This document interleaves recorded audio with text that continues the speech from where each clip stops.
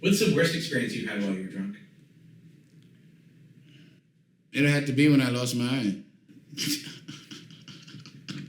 Check it out. See? There is nothing there. I was trying to find a way where an accident could happen. If you commit suicide, I don't think life insurance honors that. So I was trying to find a way to, have something happen to me so that way my mom could get the money. I was at a club called Flames, and a DJ named Steve Fournier, he was there. I got into an argument with a police officer. I grabbed the cop's gun. He called Steve Fournier. He's like, man, Bill's inebriated, but if he tries to grab my gun again, I'm gonna have to arrest him, and he might get hurt because he's acting like he's bigger than the whole world. And Steve Fournier was like, Bill, you gotta go home.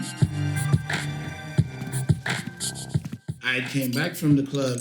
I still had beer in the fridge, and then I saw the weed on the counter. And I'm like, somebody left some weed? I never leave weed. Who does that? So I rolled it up in the Philly.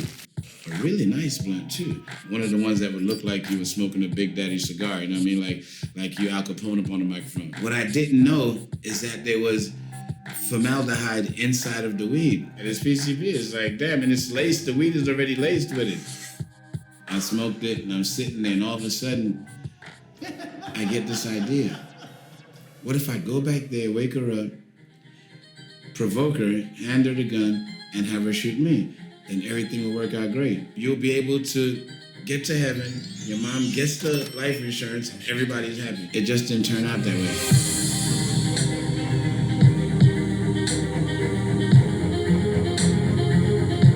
When I got shot, when she grabbed the gun, she closed her eyes, right? And she turned her head. I put my face in front of the gun. You ever see a TV when the picture tube goes out? It starts bright, and then the bright light goes all the way down till it gets small and dim. When I came to, I thought I was dead, so I got up and I walked towards the sink. I looked in the mirror at myself. I'm like, if you're dead, you ought to be able to see through yourself. Why can't I see through myself? Then I hear noise, and I hear people saying, she's like, I killed him. He made me kill him. I don't know what the hell's going on. And I open the door. I'm like, I'm not dead. I can see a reflection through myself. You're wrong for that. And then she took off running. Like, she's thinking I'm dead. And then Beto, he runs outside too. I ran after them. That's when the ambulance showed up, and that's when the whole fight in the parking lot happened between Beto wrestling with the ambulance people trying to leave. He pulling them back. Come on, you gotta take him. Look at him, man. He has a hole in his face, and his eyes looking bad right now. And they finally put me in there, and on the way driving up 610 to take me to Bentop Hospital, I was DOA on arrival. I actually died.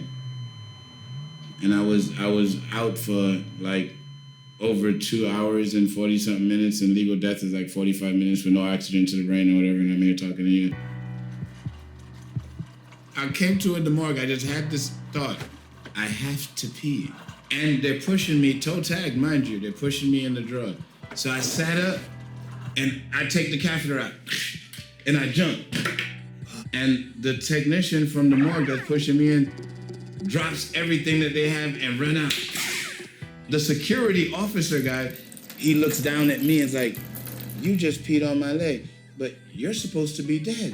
I'm like, am I in the morgue? And he just ran. He didn't even finish the conversation. They came with the big orderlies, like the ones that they have in the insane asylum. They stuck me with the needle. Next thing I know, I woke up in the bed, handcuffed to the damn bed in the hospital.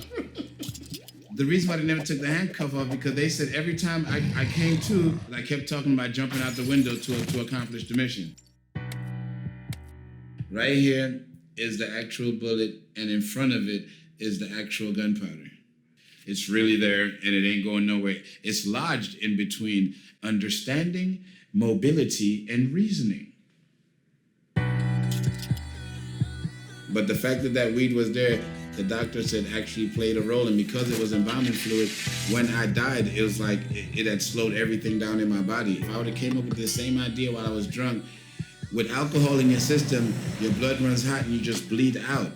It was the PCP that played a role in saving my life because my blood was coming out like jelly. It was one thing to act crazy on alcohol.